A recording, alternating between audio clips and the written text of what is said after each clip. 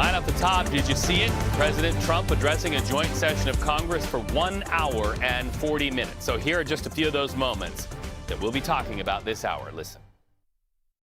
America is back. And our country will be woke no longer. We believe that whether you are a doctor, an accountant, a lawyer, or an air traffic controller, you should be hired and promoted based on skill and competence, not race or gender. Just listen to some of the appalling waste. $8 million to promote LGBTQI+ in the African nation of Lesotho, which nobody has ever heard of. Whatever they tariff us, other countries, we will tariff them. That's reciprocal, back and forth. My fellow Americans, get ready for an incredible future, because the golden age of America has only just begun. So here are the headlines a day after that really have a lot of you talking around the water cooler. Percolating right now, the Washington Post. Defiant Trump signals full speed ahead on divisive policies. The Wall Street Journal right there on your screen. Trump's swift and unrelenting action tests Americans' appetite for upheaval. And the New York Times. A combative Trump says America is back and taunts his political rivals. CBS News 24/7 with team coverage right now. CBS News congressional reporter Taurean Small at the ready there on Capitol Hill. But first, CBS News politics and White House executive director, my friend Fin Gomez, also at the ready always. Fin, so if Americans tuned in hoping to see anything that unites both parties, this was not the broadcast.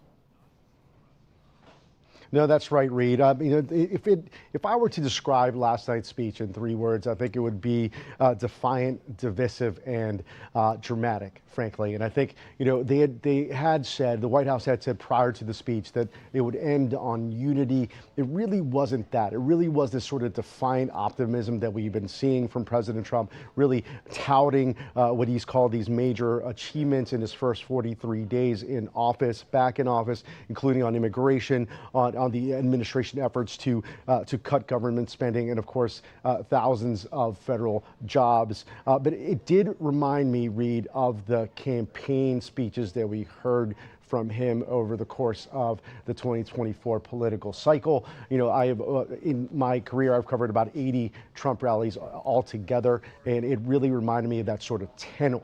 And of course, it was one of the longest speeches, as you said. It was the longest speech in modern American history in terms of addresses to Congress at 100 minutes. And yes, he did talk about some forms of unity on some aspects, but really it was one of tremendous divisiveness and really this almost this really defiant tone, and really went after the Democrats on several aspects. They even called them radical left lunatics. And if you recall, Reed, he mentioned Joe Biden 13 times, called him the worst president in the history of America. Well, he also made news on something that I want to drill down on because it's going to command some dinner time headlines. He announced the arrest of the Afghanistan Abbey Gate suspect last night. So for our viewers who don't remember what we're talking about, that was the bombing in Afghanistan that tragically took the lives of 13 U.S. service members. So what do we know about this arrest that was talked about in this very political speech? You're right, Reed. Not only was it 13 American service members, but about 170 Afghans who were also killed in that bombing in 2021 at Karzai International Airport in Kabul. We do know that Mohammed Sharifullah, who U.S. officials say was behind this, one of the masterminds of the Abbey Gate bombing, was captured about 10 days ago. Officials said to CBS News. And along with cooperation with Pakistani intelligence and the CIA, he will now he's back. He's been extradited. He is on U.S. soil, and he will be at a hearing later in the D.C. area in Alexandria, Virginia. So we'll be hearing more out of that hearing. But yes, it was one of these moments during last night's speech, Reed, where what the president does like to do is sort of reveal these very signature of him to reveal some of these, sort of momentous moments that he's famous for. These somewhat performative, but here in this one, some really hard news here in terms of what he said about Mohammed Sharifullah and his capture. Yeah, you really got a sense he was planting the flag in something that he really hammered then President Joe Biden about on the campaign trail for sure. Finn, we know this. We live in an era where guests of members of Congress who are there in the gallery are there often to punctuate political positions and get messages out there. What did you see by way of the guest lineup and the points that were being made? He is also President Trump in covering all of his addresses to Congress, his State of the Union speeches, addresses. He has these moments, and as do all American presidents, frankly, in modern history, where they have really made famous at first by Ronald Reagan, but where they have these guests to sort of illustrate points of their policy or other aspects. But with President Trump, at times it's these moments that these images that people could sort of rally around, that Americans can sort of rally around. And one of them was DJ Daniel. He was a 13-year-old cancer survivor who had dreamed of being a police officer, and he was named last night by President Trump as an honorary Secret Service agent. There's also, he announced the admission to West Point for a high school student. And of course, like reported and mentioned, the capture of this alleged terrorist behind the Abbey Gate bombing. I do also want to say, Reed, that I think it also, I talked about the dramatic components last night and the divisiveness that we saw last night. I did speak to some senior House Democrats after the address last night, and this source told me that it was a bit of a optical misstep by some Democrats in the gallery who did not on the floor, who walked out, who Representative Al Green from Texas, who demonstrably got up and accused the president of not having a mandate. These moments politically may not have really set the message that they were hoping to really focus on the federal workers being laid off, on the proposed cuts to Medicaid, and really showcase what you're seeing is the division within the Democratic Party, Reed, whether to be more aggressive as we saw last night, or to sort of do a tactical pause, as James Carville and former Speaker Pelosi have called for, to sort of allow the president and his administration, they say, to sort of entangle themselves in some of their controversies that they're creating. So really, it's showcased right now what Democrats are really searching for in terms of a unified message against to counter President Trump and his administration. But I did think that Senator Slotkin's rebuttal, I heard back from many Democrats on that, who said that they thought that her speech last night was very positive and a very strong speech. It really met the moment and really spoke to voters as on kitchen table issues that really matter to them. Reed. But the old question is, and you know the old phrase, does it play in Peoria? That is the question, and we'll start to see reaction, especially at those town halls. Fin Gomez, always great to talk to you. Have a great day there in Washington. Well, Trump's speech to Congress played out along party lines. We all saw that. It earned applause from Republicans, boos from Democrats, some of which Finn just talked about. Lawmakers across the aisle took the opportunity to voice that strong opposition to the president's agenda. And look here, we're talking about a number of women in Congress. They wore the color pink, asserting Trump's policies negatively affect women and children. They're the same group who, by the way, wore white during the president's first joint session back in 2017. At that time, they used color and coordinating colors to call attention to President Trump's position on reproductive rights. Democrats also held signs that read, quote, "Musk steals, save Medicaid," and lies. In fact, Congresswoman Rashida Tlaib brought a whiteboard to the speech where in real time she responded to Trump's claims. Other Democrats wore T-shirts saying "No kings here." Several Democrats, as Finn just talked about in reference, walked out in protest shortly after the president stood to speak. Now, that all reached a climax, and likely you've seen this on your social media feed and elsewhere, when this Texas Congressman, Al Green, stood up and shouted down the president during his speech. Republicans in the gallery responded, and you heard it, with USA chants. Now watch what happened next. Finding that members continue to engage in willful and concerted disruption of proper decorum, the chair now directs the Sergeant-at-Arms to restore order Remove this gentleman from the chamber. So a reminder for our viewers, Mr. Green, who you see there being removed from chambers, is the one who's called for the impeachment of President Trump during both of his terms now. He later out in the hall explained his decision, saying the president does not have the right to take away health care from Americans.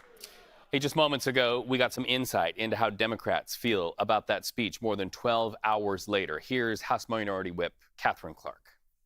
So I am angry today. I am angry what I saw, that president of the United States who ran and had people vote for him because he said he was going to cut their costs, he was going to make sure they had a chance at the American dream, has come in with an unelected, richest man on earth and taken a chainsaw to everything we care about, everything the American people put their trust in him to do. It is a betrayal.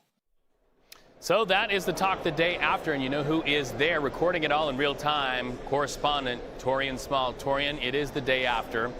A part of that speech called for action by Congress on many points. What is the action there in Congress today? Yeah, Reed, though this speech sounded more like a campaign rally, Donald Trump did have quite a bit of instructive things to say to the Republican side of the House that was present.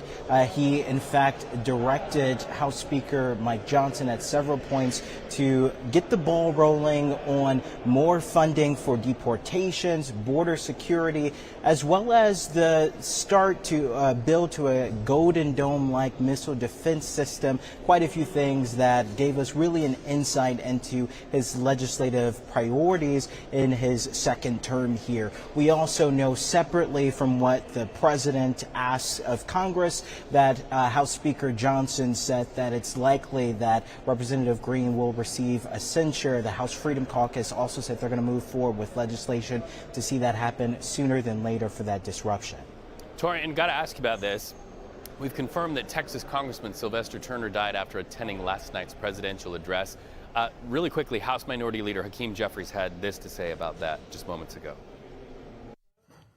It is with a heavy heart that we gather here today, having received the news that our dear colleague and a tremendous public servant, the Honorable Sylvester Turner, passed away tragically and unexpectedly. He was a powerful, profound, principled public servant who was beloved in his hometown of Houston, served his hometown in the state legislature as mayor,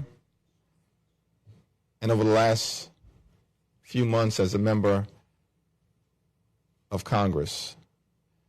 And he was a champion for all that we stand here today to protect.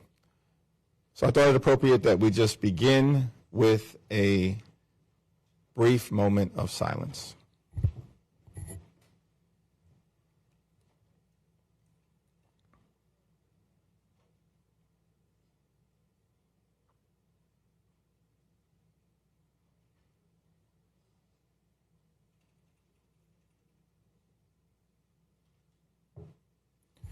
Thank you.